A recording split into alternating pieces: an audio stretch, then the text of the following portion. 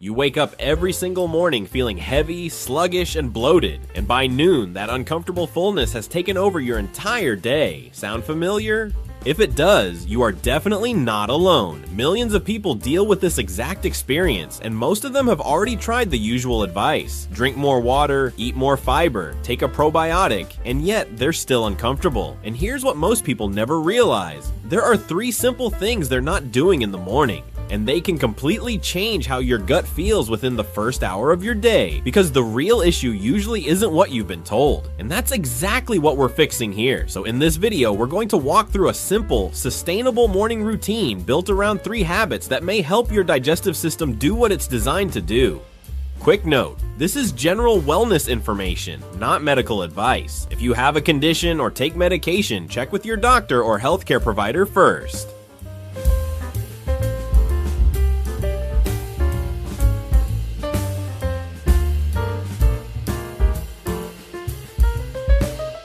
Now, here is something I want you to stay for, because we will get to a step later in this video that most people completely overlook, and it may be the one thing that determines whether this works or doesn't. Stick around, because that one might genuinely surprise you.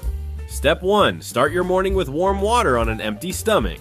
This is one of the simplest ways to help your gut start moving naturally in the morning, and most people completely overlook it. After 6 to 8 hours of sleep, your digestive system has essentially been on pause. No food moving through, minimal activity, everything quiet. And for a gut that already tends to run a little slow, that overnight stillness can carry into your morning without much natural movement happening. Here is the simple science behind why warm water may help. Your gut has its own internal communication network, a system of nerves that sends signals throughout your digestive tract. When warm liquid enters your stomach first thing in the morning, it sends a gentle wake-up signal through that network. Your stomach registers the warmth, and that message travels down toward your colon, essentially saying it is time to get moving. Cold water can have a similar effect, but warm water tends to be more consistent and comfortable. In practice, this looks like 1 cup of warm water, about 8 ounces, sipped slowly over 5 to 10 minutes right after you wake up. Not gulped, sipped. Then give your body about 15 to 20 minutes before eating. That window is when the signal tends to be most active. Many people who follow this consistently notice a shift in their morning routine within the first week. Not because warm water is a quick fix, but because it supports a natural process. Your gut already knows how to run. This is where most people get it wrong. They drink their water and immediately move to coffee or breakfast. Give your body that short window. That patience is part of what makes this habit effective.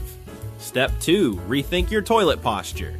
Okay, this is the one I promised you, and yes, it sounds surprisingly simple for something that can make such a meaningful difference, but the anatomy behind it is genuinely fascinating. Deep inside your pelvis, there is a muscle that wraps around the lower portion of your intestine. Its job during the day is to maintain a natural bend, which helps your body stay in control. Think of it a little like a garden hose with a slight kink in it. That kink is useful most of the time, but when you are trying to have a bowel movement, that bend needs to fully straighten out so that everything can move through without resistance. Here's the problem with the standard toilet position. When you sit with your feet flat on the floor and your hips at roughly a 90-degree angle, that muscle does not fully release. The bend stays partially in place. Your body compensates by working harder, and the result is often an incomplete bowel movement. Stool that was not fully passed stays in the colon longer, continues to be broken down, and produces more gas, which then creates that bloated, heavy feeling you notice hours later in the afternoon or evening. When you raise your feet even slightly so your knees are above your hips, that internal bend straightens out completely. The muscle relaxes the way it was designed to. The passage opens fully. You do not need to buy anything special for this. A folded towel, a small step, a stable object 4 to 6 inches high placed under both feet is enough. People who make this one positional adjustment often describe fewer instances of straining, a stronger sense of complete emptying, and noticeably less bloating throughout the rest of their day. This is not a new wellness trend. This is simply how the human body was built to function. The modern toilet is a relatively recent invention. The muscle in your pelvis has been doing its job the same way for a very long time.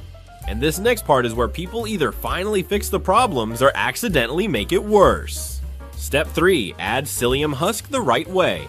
Most fiber supplements you find on store shelves work by adding dry bulk to your digestive system. That approach can be helpful when your gut is already running smoothly, but for a colon that is already slow and struggling, adding more dry material to the mix can actually make things more uncomfortable before they get better. Psyllium husk works differently. When it contacts water, it forms a thick, soft gel. That gel wraps around stool and keeps moisture locked inside it. Soft, hydrated stool moves much more easily through the colon. Your digestive system barely has to strain. That is the core of why psyllium may support more regular and complete bowel movements.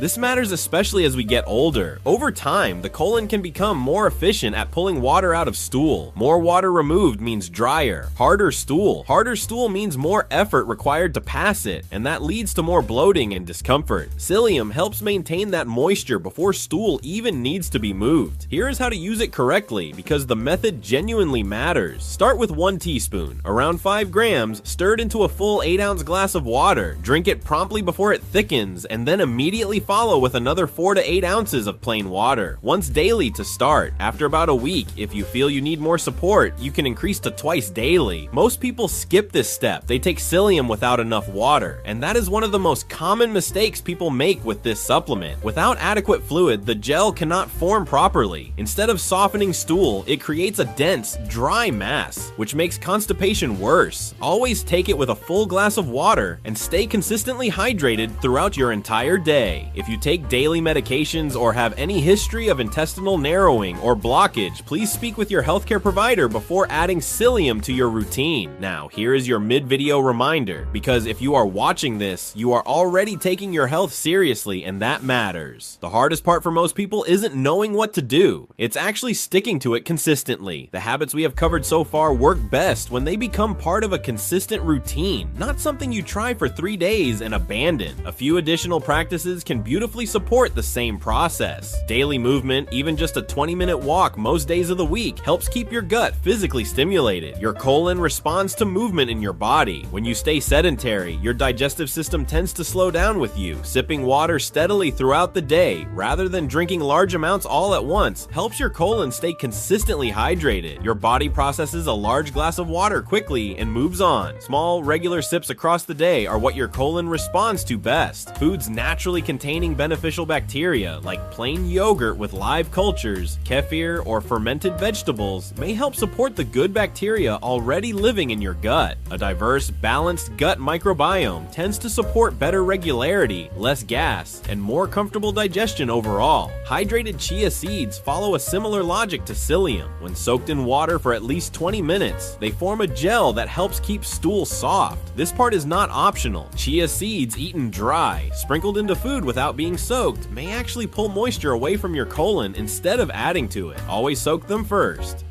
Here's where everything starts to come together. These 3 steps work together as a system. Warm water in the morning activates your gut's natural movement signal. Adjusting your posture removes a physical barrier that may have been preventing complete emptying for years. And psyllium supports stool consistency, so your colon does not have to work against dry, resistant material. None of these require a prescription. None of them are extreme or complicated. What they do require is consistency. The people who get the best results are usually the ones who turn this into a simple, repeatable routine they don't have to think about. That is the real foundation of any lasting change in how your gut functions. Not intensity, not dramatic overhauls, just simple, repeatable habits done regularly over time. Your gut does not transform overnight, but when you support it the same way, day after day, the cumulative effect is real and noticeable. That is not wishful thinking. That is simply how the digestive system adapts and improves. If you take nothing else from today's video, let it be this. Sustainable habits built into a consistent daily routine will always outperform short bursts of effort followed by nothing. Structure and repetition are your best tools here, not willpower or intensity. Start with one of these steps this week,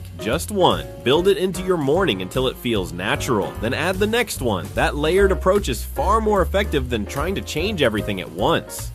Here is a question for you in the comments below. Which of these 3 steps are you most curious to try first? Let us know down there. Your experience might genuinely help someone else in this community who is just starting out. And if you enjoyed today's video, make sure you subscribe because we have more content coming that explores how your daily habits and food choices can support long-term digestive health, energy, and overall physical wellness. Next time, we will be looking at specific foods that many people overlook when trying to support their gut, and a few of them might genuinely surprise you. We will see you then.